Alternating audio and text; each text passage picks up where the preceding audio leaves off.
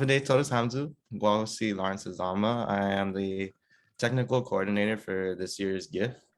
And then I'm also a young emerging filmmaker, part of Totem Marianas as well.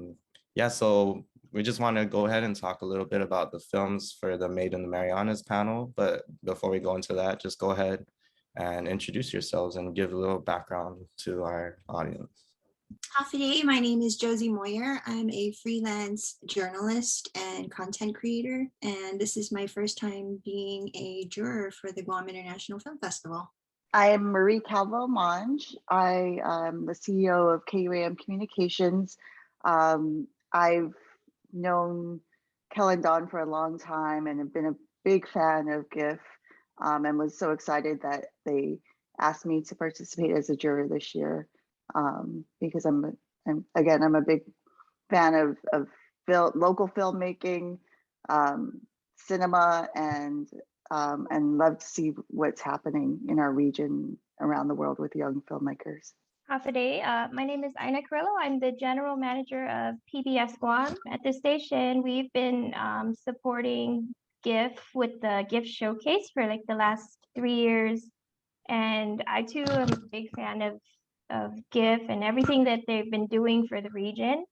And yeah, I'm honored to be a juror this year. It's my first time, and it's pretty exciting, and I'm happy to support. Yeah, thank you so much. So yeah, we'll go ahead and just talk a little bit about the films in the panel, but I'd like to start out with Galvin's film, We Drank Our Tears. So if you guys just want to go ahead, whoever wants to tackle that first.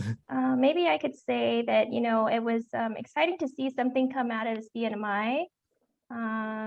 You know, I mentioned a story right before we started recording that maybe 10 years ago I bought this book at a bookstore in Saipan, and it was the We Drank Our Tears book.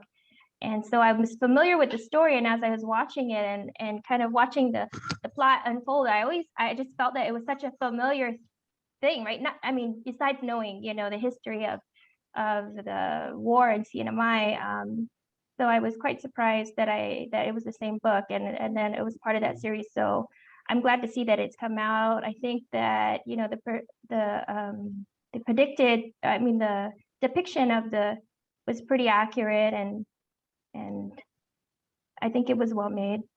I was excited, just to learn, you know, in our pre-taping conversation with Ina, that it was from an anthology, and I'm excited to read more of the stories. But I really thought of the 3 finalists, I think that one took on the most dramatization and acting, and I was really impressed by the actors, and especially the young actors, because maybe those stories are not as familiar to them as the older actors, and just to portray and convey that sense of just you know, being afraid for your life and survival and what life was like during that time in such a short period of time.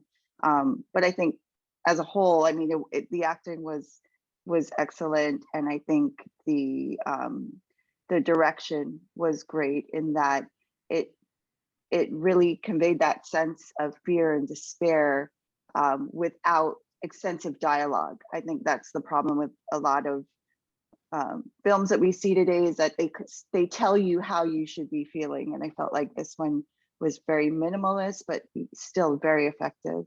I'm always excited to see something come out of the CNMI, because I feel that here in Guam, they're so close. I mean, you can see Rhoda from here, but I know so little about their history, especially on events that are as big as the war that affected all of us. And our stories are similar. So it is nice to see or to learn some of that history through the films that are coming out and the stories. And I didn't know it was based on a book. So I'm excited to hear that there are other stories in the book, and to see other perspectives. And I agree with Marie, it was a very well produced film, and it was a minimalist film, but the story came through on that, and it did leave the viewer, it was left to the viewer how to feel about it. And I enjoyed it very much. I'd like to just kind of touch on what both Josie and Marie said also. And, you know, with a lot of a film that comes out of this region, a lot of times it's documentary style, right? Where there's an actual host telling the story and not a lot of acting.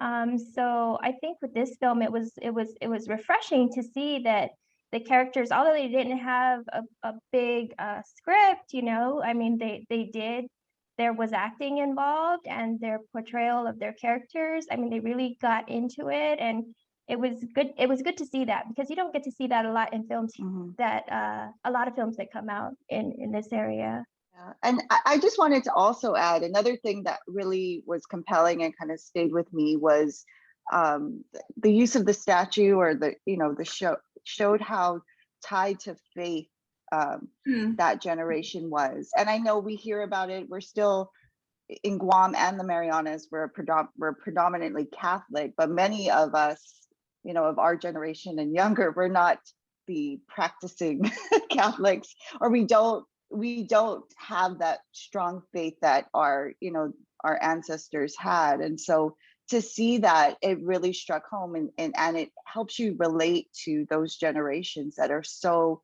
tied to their faith.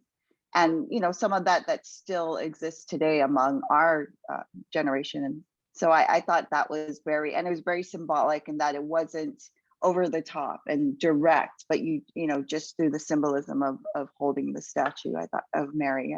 I thought that was very powerful. Yeah, so I mean, you guys are talking a little bit about the history that was able to come through with this film, and then also seeing how it was able to take, you know, with more of the dramatization and acting.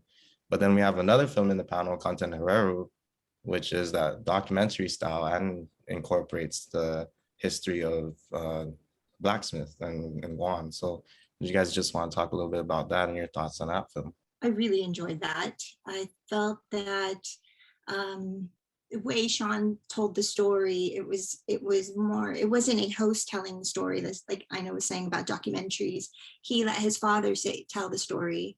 And I think blacksmithing is one of our crafts that doesn't get a lot of attention. We hear about dancing, we hear about weaving and all of that. And I think blacksmithing, it was so interesting because when I thought about it, blacksmithing, I mean, that was the craft, because you needed tools to do everything else.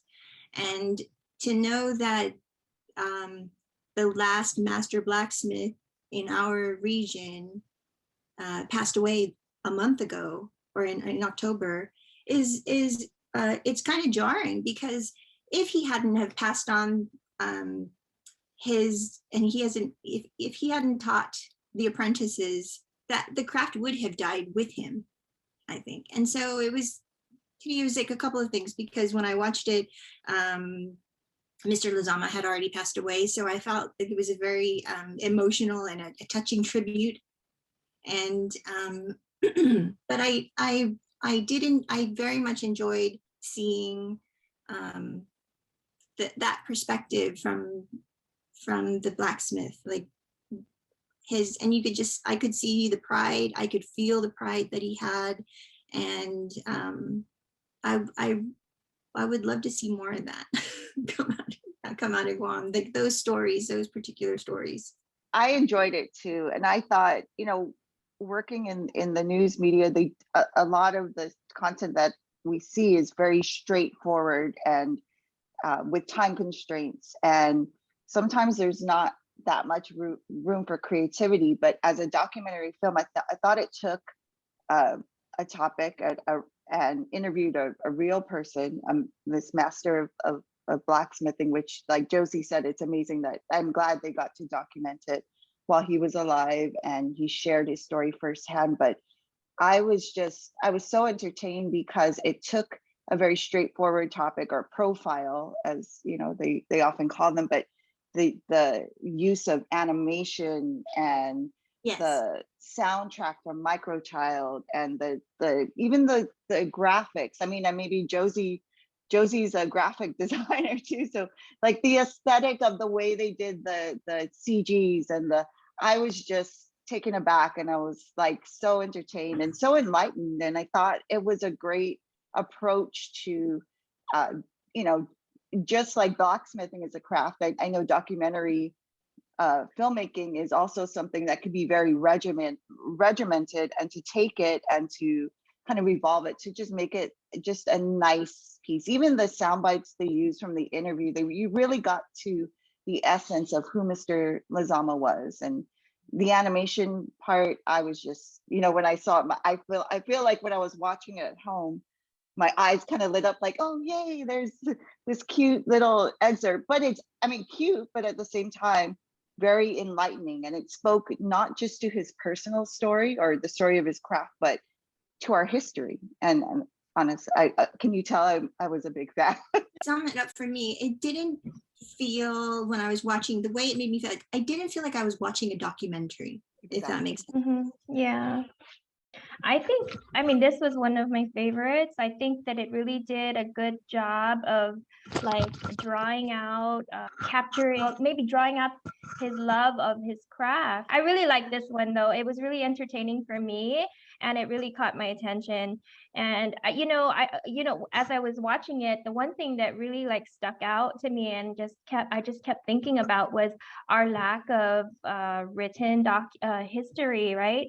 And that, it's like stories like this and films like this that need to come out. We need to document, we need to save them and treasure, this is our history. And it was really, I knew that he had passed. And as I was watching it, I was really sad to see, I was happy to see that there were the apprentices that can continue his craft, right? But that we had lost the master craftsman. And so, I don't know, there's a lot of emotions that stirred within me, because one, it's all about our history, and we don't have a good history of documenting that, and it's sad to see when things like this happen. But I'm glad I got to see the film, and it really opened people's eyes, and I hope that it will encourage people to learn his craft from the apprentices. So it was a really great film, the way the story was portrayed, the way that I love that little animation too. And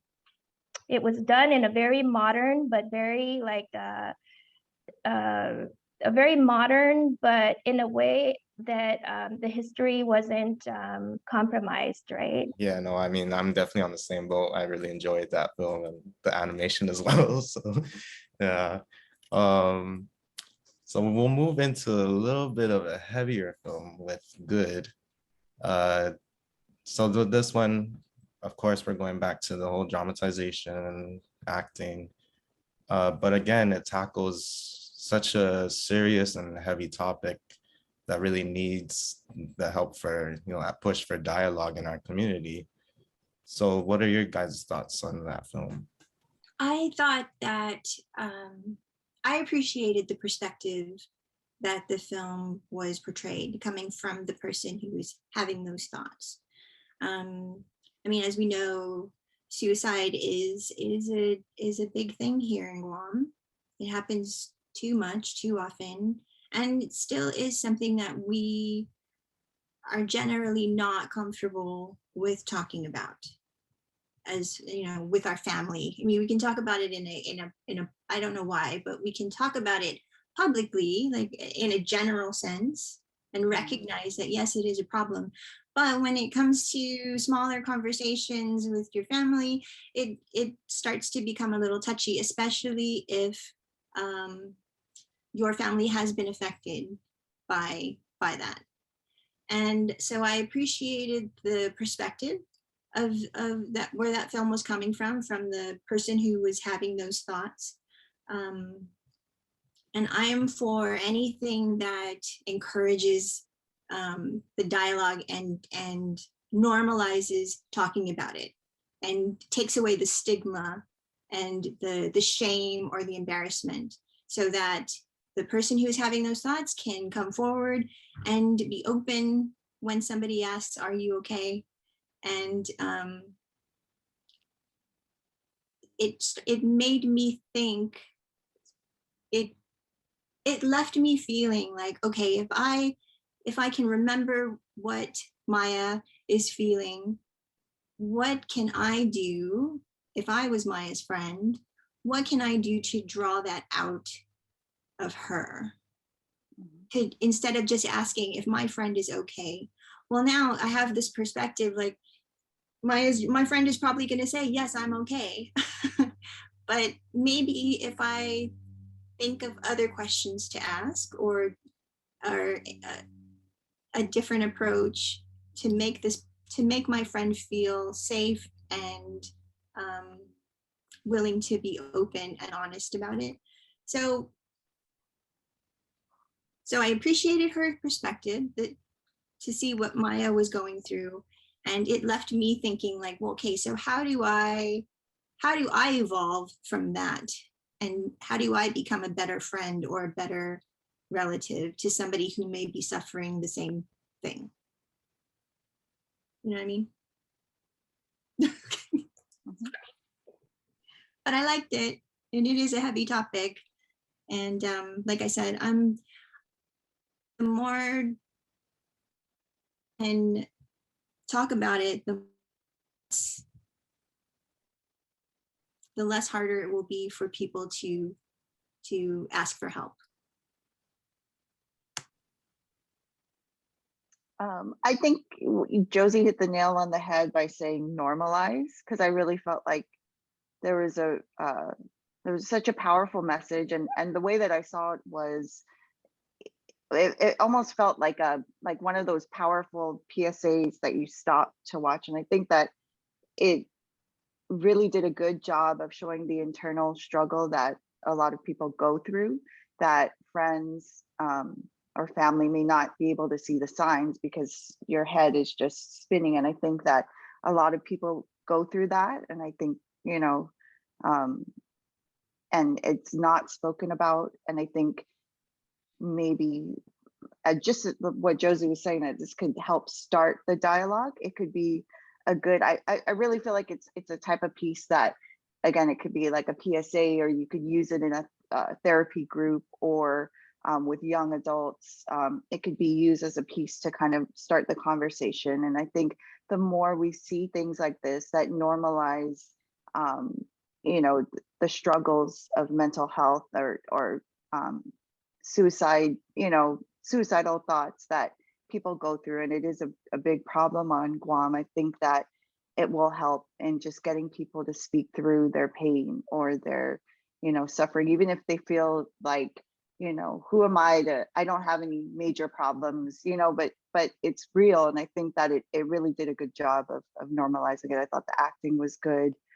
Again, it was one of those that wasn't over the top with, like, this is a message film, but they made you empathize and relate through the portrayal. This one was really heavy for me, and it really kind of hits home, but it was really done well. They really took on the characters, and it was very believable. And she does that with all of her films. But I think with this film, Good, it really sheds to light the issue that suicide is more common than we think, and that it's not just that loner, like on the side of the cafe or something like that. Everybody can have these thoughts. It's just what you do with them, right? And if you can reach out, you're not alone.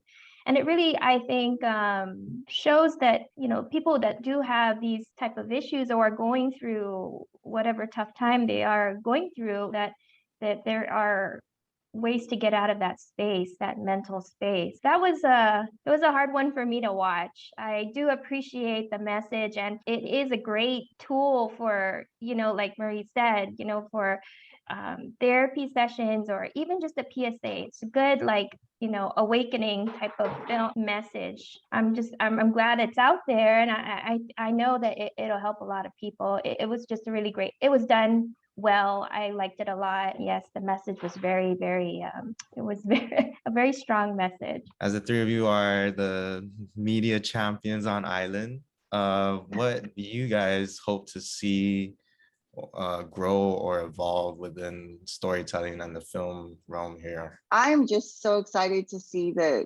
creativity. I mean, every year with the film festival, but it's amazing that I think the accessibility of the tools of filmmaking are just producing like more and more creatives. And I think that people are less inhibited to jump into this field because anybody can be a filmmaker. A 5-year-old or 3-year-old could be, you can make award-winning stellar films from your phone today. And it's amazing to see the evolution of this industry. I mean, I know with Ina and I, sometimes it's a bitter pill because you see like, wow, you used to need to hire a crew and do all these things that, that help drive the business side of things. But now anybody can do anything. I mean, whether it be, through your iPhone or on TikTok or on, and it's amazing, to see, and it's a joy. It was a joy to watch, to see the creativity that just abounds through this. And so I had a great time as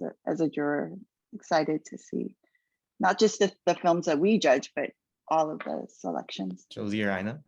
For me, I'm just happy to see the film industry here, maybe in the last decade, really flourish. There's a whole new generation of filmmakers, and like Marie said, they're using all kinds of technology, and where you used to, like, for, I don't know, I mean, different industries have to actually cut film and cut tape for radio and film. Now they just, download an app and do it with their finger.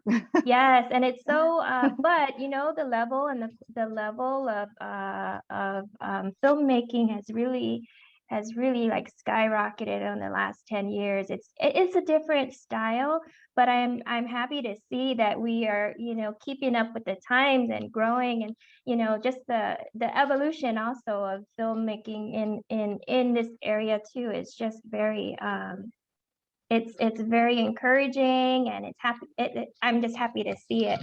But it's also nice to see the perspective of the new generation. It's very different, and I hope to see more like CG stuff and maybe, like, I don't know, some sort of like augmented reality or something like that. But maybe in the future, and it's old technology, but like for us, we haven't used it so much yet. But I'm excited to see what's to come. I mean, I'm just happy that we are, even in the documentary genre, I'm happy that, these films are coming out, because storytelling is not, it's kind of dying here, like the traditional art of storytelling. So I'm glad to see that tradition is being captured through film now.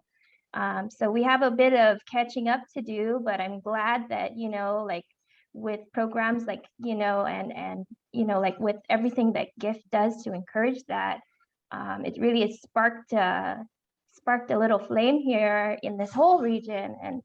And I think since you guys have been around for 10 years now, but since we've started having the film festivals, it really has kind of catapulted the quality and the filmmaking in this area. So I'm so happy and proud to see where we've come, and it's just great to be. Thank you for having me as a juror this year. To recap, I mean, Marie and both Ina and Marie have said a lot of what I wanted to say, but I think one of the things that I remember is being at the Shiro's Head premiere in the movie theater. And for me, it was the first time. I don't think Shiro's Head is the first movie to be filmed in Guam. I think High Noon might be one of the earlier ones, but it was certainly, Shiro's Head was certainly the film that got the most attention. Like, this is a movie, an actual movie filmed in Guam with Guam people, with Guam directors. I mean, it was a big deal back in, was it 2008, 2007, around that time. So I was at their premiere, and I just remember being so like awestruck and stunned that just that the first 2 minutes of Don Munya speaking Chamorro, and it just blew my mind that we can do this here, that they did that here. And what I appreciated most about the Munya brothers was their openness and their willingness to tell everybody how they did it. because I think one of Guam is we are so far off from everything else. So, you know, we're in the middle of the Pacific. And so our resources are very limited. And so without the internet and all of the tools of technology, a lot of people would be lost. Like, I have this great idea for a movie. I don't know how to do it. But now with the technology, with the the knowledge of filmmakers who have made films so far in Guam, with them coming out and sharing, with the film festival as a platform for them to showcase their stuff, it is only getting better and better, because it takes that one or two people who did it first to inspire others. And what I appreciate about the Muñoz brothers has always been their willingness to help others get to where they want to go. And that's so important, because we don't have a film academy here where you can just, you know, a film school where you, well, I think Kel teaches film at the university, so you can take his class, but but it's important, I think, for creators, especially those that are pioneering, to help others. And I mean, I'm not saying in a way to like give all your secrets away, but to show them that it is possible, that you can do what you want to do. And I think that for a lot of creative people, they get stuck before they even get started, because they have in their head, they have this idea of what they need. They need all of these pieces in place before they can get started. And often getting started is the hardest part. So when you have filmmakers like Kel and Don Muñoz, and you have a platform like the film festival where you're seeing films come out of the Marianas, you're seeing films that are made right here at home, it is inspiring. And it makes you think like, okay, if they can do that short little 5-minute film, then my 2-minute film is probably going to be okay. I'm going to try. So I loved that over the past 10 years, 11 years that the film festival has been going, we've seen more films, we've seen them getting better and better, we've seen the stories getting better and better, more creative. I would like to see more, I don't know, feature films that are not necessarily documentary, or not necessarily, I think, not, I mean, what am I saying? I'm saying I would love to see more like films that don't necessarily promote Guam or promote the Marianas, but are made here and are produced here with local talent.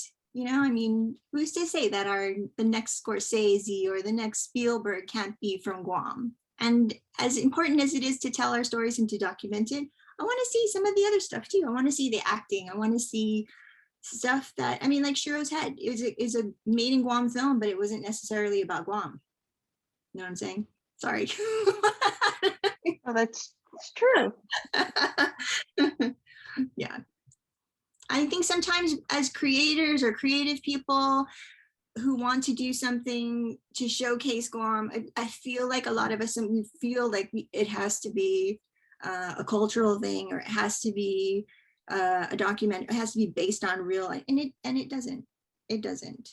It is important though that we still have those stories, and there's a lot of that out there. So what I'd like to see is more of the creative stuff, like write a script that has nothing to do with Guam, but you're using all of the Guam people. You're getting, you know, it's like, I don't know, John Wick 5. I feel like that's such good advice for creatives. Just write from your heart, you know, and I think that's so important. Like you said, I think you mentioned something about stopping before you start, because you get overwhelmed with all the things, or that no one's going to appreciate it. But I think, you know, and that's just to encourage people, just do whatever, you know, comes to mind and see where it takes you, you know. And don't feel, I don't feel like just because you're from Guam and you want to be in the Guam, you have to do something that is Guam. Exactly.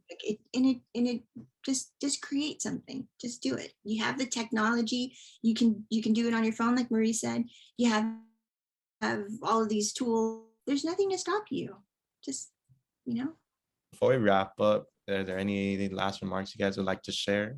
I'd like to say congratulations to the Guam International Film Festival. This is the 11th year. Is this the 11th year? So congratulations for 11 years and keeping it going through a pandemic, which is very difficult for anything to do, to keep anything going through a pandemic. So congratulations on that. And thank you so much for all of these films. I think that people don't realize, a lot of people don't realize that every year you guys get literally hundreds of films submitted from all over the world into our little film festival here in Guam. And that is an amazing thing. And so that's exciting. And I think more people should be aware of that it is a big deal. It's a thing. Yeah, congratulations. It is to keep it going this long, and you're right, through a pandemic, and seeing PBS step up too as a host. I think, I'm excited. I do like, hopefully, one day or soon that we'll get back to being able to exhibit in theater as well as TV and streaming. But because I love that energy that you get from a live audience, or participating in viewing. But yes, congratulations, hats off to you as well, Ina, and for helping broadcast this, and thanks for having me as a juror. I mean, this is the first time I've done this, and I really enjoyed, although it was very difficult and challenging with these 3 films, because they were all good. I'd like to congratulate the winners of the festival, also to GIFF. It has been, I mean, I thought it was 10 years, so congratulations to 11 years. It really is, you guys are making history here, and providing such a great platform for all of filmmakers, not only in this Micronesian area, but also, I guess across the Pacific. And also congratulations to everybody who submitted films this year. And on behalf of PBS, we're honored to work with GIFF, and can look forward to a continued relationship, and look forward to next year as well. So thank you, and it's been my honor to be a juror this year. Yeah, thank you guys again so much. And to our viewers, for more information and details, please visit guamfilmfestival.org. And on behalf of myself and these wonderful ladies here, si Dios Moasi.